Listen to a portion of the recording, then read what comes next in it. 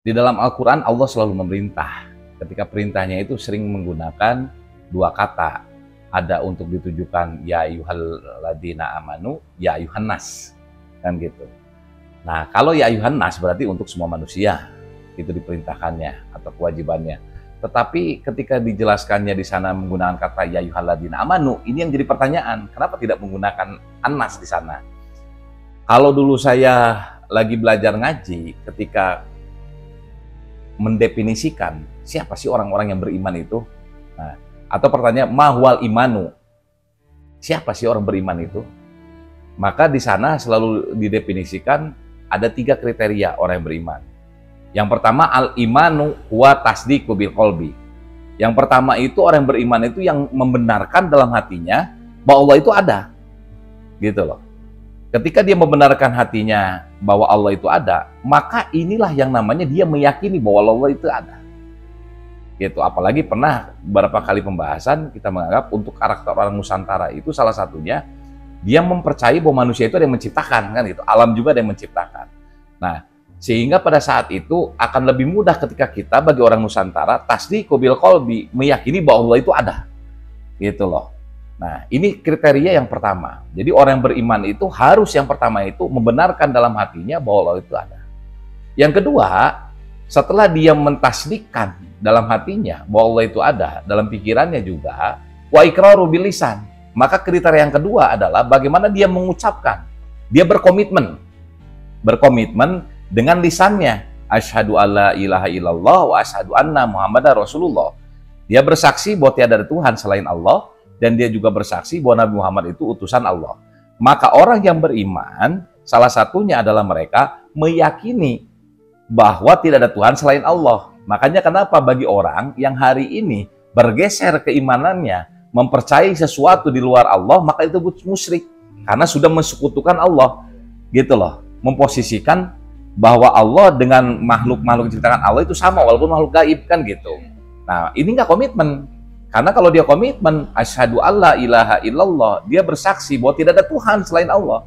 Dan Allah tempat kita meminta, Allah tempat kita bergantung, dan kita meyakini bahwa Allah lah yang menciptakan manusia, menciptakan alam dan makhluk-makhluk yang ada di bumi ini, dan Allah pula yang memberikan pertolongan kepada kita semuanya. Wa asyhadu anna Muhammadar Rasulullah, dan kita bersaksi bahwa Nabi Muhammad utusan Allah. Dan inilah kita meyakini bahwa Nabi Muhammad ini utusan Allah, khotamin Nabi, sebagai nabi terakhir. Dan ini sejak 1500 tahun yang lalu sampai sekarang, kenapa ajaran Islam ini masih bisa hidup sampai sekarang, bahkan sampai kita masuk ke Indonesia dengan jarak yang begitu jauhnya, waktu yang begitu lama, kan gitu. Nah, ini komitmen yang kedua.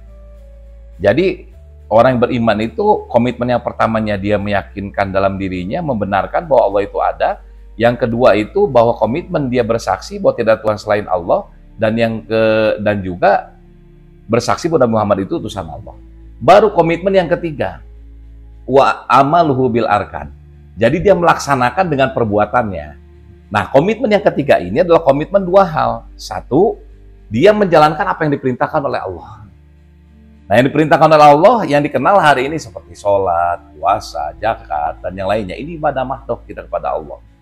Walaupun hari didefinisikan bahwa ibadah juga ada ibadah juga ghairu mahdoh. Ibadah hablum minan nas, ibadah hubungan sama manusia. Bahkan saya sering mengatakan bahwa manifestasi dari ibadah mahdoh kita itu adalah di ibadah ghairu mahdoh ketika hablum minan nas. Bagaimana kita rajin sholat, rajin puasa, rajin zakat, bahwa ini berdampak kepada adab kita, kesalehan sosial kita. Kita ingat sama tetangga kita yang tidak mampu, kita ingat sama anak yatim, kita tidak mau mengambil hak-hak anak yatim, mengambil hak orang miskin, dan yang lain-lainnya. Ini harus tercermin dalam adab. Makanya kenapa kata Rasulullah itu diperintah salah satunya menyempurnakan akhlak manusia. Maka sebetulnya orang yang rajin sholat itu harus berdampak kepada akhlak yang baik. Nah, 3 komitmen ini harus selaras. Dan komitmen yang ketiga ini selain menjalankan apa yang diperintah Allah, juga jangan lupa apa? Menjauhi apa yang dilarangnya. Karena manifestasi dari semuanya itu ketika kita menjalankan apa yang diperintah oleh Allah, tapi kita tidak menjauhi apa yang dilarangnya, inilah yang dikenal kita sering ibadah tapi maksiat masih tetap jalan. Ini sebetulnya belum komitmen. Dan 3 kategori inilah orang yang disebut beriman ketika selaras dari komitmen pertama, komitmen kedua, dan komitmen ketiga.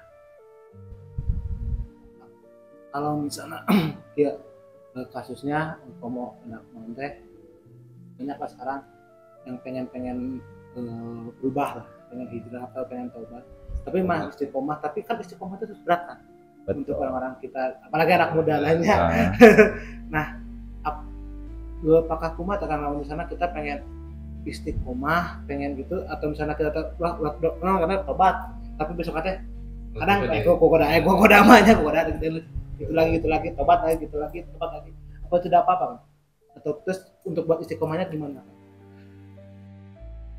Ya, istiqomah kan berarti kita melakukan sesuatu secara lurus, secara konsisten. Makanya ketika kita hari sudah melakukan taubatan nasuha, maka kita harus ingat, taubatan nasuha bukan hanya meminta kepada Allah permohonan maaf, tapi juga komitmen dalam diri kita tidak akan mengulangi apa yang kita lakukan, yang namanya kesalahan. Kalau dia melakukan lagi berarti tidak komitmen, tidak taubatan nasuha. Makanya bagi rekan-rekan hari ini yang muda, ingat loh, urusan usia itu tidak ada urusan tua, muda, dan anak-anak. Makanya kata Rasul, wa'mal yahrotika tamu tagodan. Jadi kalau berpikir urusan akhirat sih seperti seolah-olah kita itu akan meninggal besok. Maka apa yang harus dilakukan? Allahumma paksakeun, bahasa Sunda nama. Kita paksakan bahwa ketika hari ini kita sudah berkomitmen, kita sudah mentasdikkan dalam diri kita, dalam hati kita bahwa membenarkan bahwa Allah itu ada, dan juga kita berkomitmen sudah mengucapkan 2 kalimat syahadat, maka komitmen yang ketiga amalul bir arkannya harus kita paksakan, laksanakan. Nggak apa-apa, walaupun terpaksa. Terpaksa melaksanakan ibadah, nanti juga jadi biasa. Terpaksa menjauhi larangannya, nanti juga ada biasa. Gitu loh. Karena kalau kita tidak paksa dalam diri kita hari ini, maka itu tidak akan jadi biasa. Bisa itu karena biasa. Maka syarat untuk biasa itu, ya kalau memang berat, ya paksakan sama kita. Gitu loh. Walaupun memang butuh tahapan-tahapan. Karena tidak mudah untuk itu. Pokoknya loba.